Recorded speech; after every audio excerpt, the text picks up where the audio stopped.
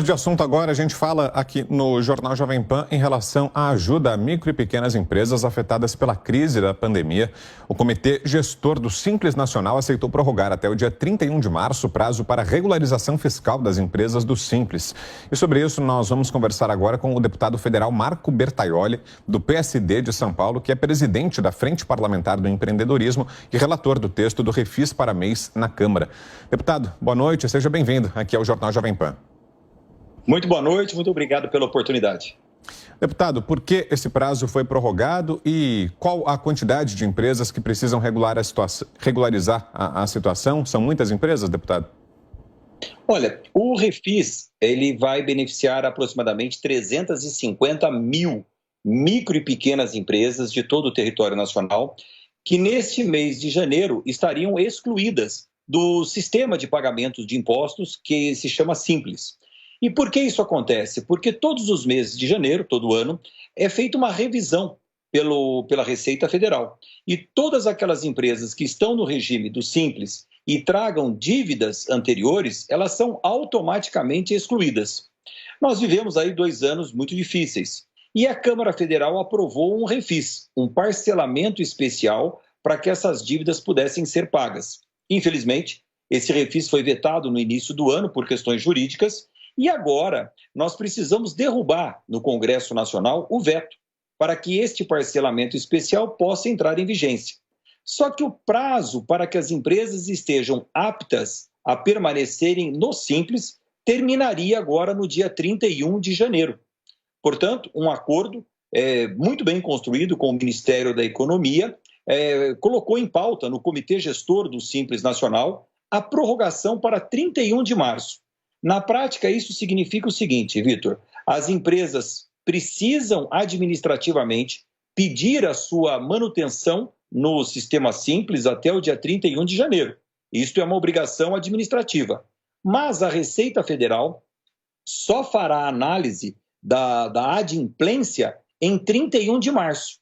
Portanto, gerando tempo suficiente para que no mês de fevereiro o Congresso Nacional possa se reunir, pautar e derrubar o veto para que o parcelamento possa entrar em vigência e no mês de março pagar as suas parcelas, estar apto e quando houver a verificação do saldo em 31 de março, essas 350 micro e pequenas empresas continuarem no sistema do Simples Nacional. Deputado, já há um acordo para que justamente após esse recesso os parlamentares analisem essa questão do veto? Já há um prazo? Olha, o presidente do Congresso, o senador Rodrigo Pacheco, deve convocar uma sessão do Congresso Nacional no mês de fevereiro e aí pautar este veto. Já há uma sinalização fantástica de todos os parlamentares que são favoráveis a essa derrubada. Mas com esta definição hoje do Ministério da Economia de aquecer a esse pleito nosso da prorrogação do prazo, já está mais do que claro que o governo é favorável à derrubada do veto, o vetou por questões jurídicas, e agora as micro e pequenas empresas poderão realizar esse parcelamento especial, pagar o passado, manter os empregos e pagar os impostos atuais, enfim, continuando o seu trabalho, que é o que todos nós desejamos nesse momento de retomada da economia no Brasil. Deputado, agora as perguntas dos nossos comentaristas, começando com José Maria Trindade. Sua pergunta, Zé. Não, muito boa noite, deputado. Deputado, esse sistema do MEI e do Simples, ele é indicado como uma bomba futura, porque atualmente paga menos impostos, tem benefícios, né? Mas, por exemplo, o MEI acaba provocando um buraco na Previdência Social. Você acha que existe um prazo para funcionamento? Esse processo deverá ser interrompido, tanto o MEI como esse incentivo às microempresas? Olha, eu não considero que o sistema de pagamento de impostos simples seja exatamente um incentivo. Nós temos constitucionalmente gravado que a microempresa precisa ter um tratamento diferenciado. Todos os impostos, ICMS, INSS, todos, eles estão incluídos no sistema simples e há um limite anual, que é o teto, ao qual esta empresa pode vender anualmente. Já no caso do MEI, Zé Maria, que é o microempreendedor individual, a lógica que nós precisamos perseguir é um pouquinho diferente. Imagine que nós temos hoje 12 milhões de MEIs no Brasil. São profissionais liberais, eletricistas, um motorista de táxi, um pedreiro, um encanador, que normalmente não estaria em regime previdenciário. Ele estaria na informalidade. Então, o MEI é um primeiro degrau na busca da formalização do trabalho no Brasil. E, nesse sentido, eu entendo que seja um modelo muito vitorioso, muito virtuoso, pois cria a oportunidade do emprego, já que a CLT, esse emprego de carteira assinada que todos nós desejamos, já não é mais suficiente para atender a todas as demandas. Haja vista que nós temos hoje 12 milhões de MEIs no território nacional. Deputado, a pergunta agora é de Rodrigo Constantino. Boa noite, deputado. Essas medidas que estão sendo discutidas, elas são bastante pontuais e paliativas por conta das circunstâncias, principalmente da pandemia. Eu vou te fazer uma pergunta um pouco mais abrangente. Nesses 3 anos, o senhor acredita que houve esforço e mudança concreta mais estrutural para facilitar a vida desses empreendedores? Eu pergunto isso porque esse é um governo cujo ministro tem uma postura liberal e favorável ao empreendedorismo e a sua equipe técnica tentou traçar medidas aí que melhorassem a vida do pequeno empreendedor. O senhor acredita que isso avançou ou não? Sim, Rodrigo, avançou e avançou muito. Você tem toda a razão. Olha só, o ambiente de negócios no Brasil, o ambiente para quem empreende, precisa ser simplificado. Não é só facilitado, é simplificado. Nós temos hoje, para abrir uma empresa, seja ela pequena, média, grande no Brasil, uma repetição de procedimentos. Hoje você abre a mesma empresa na prefeitura e obtém um registro. Aí você abre a mesma empresa novamente no governo do estado e obtém o mesmo registro com outro número. E, por fim, você abre no governo federal, na União, e tem o CNPJ.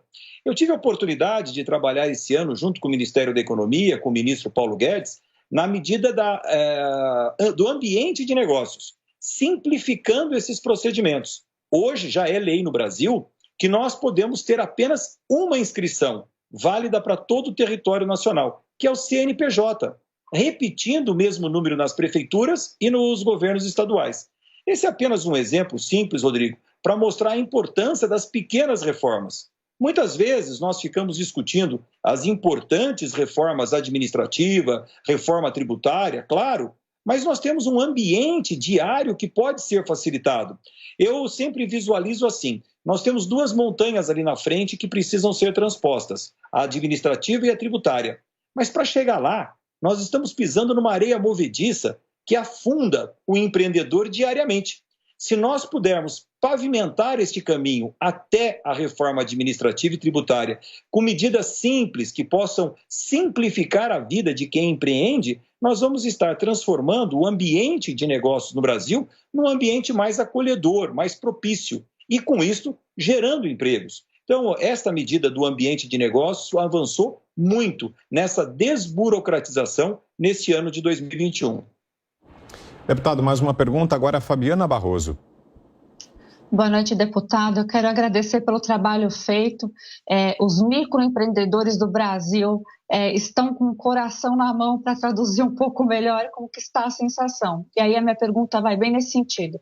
Vamos supor o pior dos cenários, que não seja derrubado esse veto.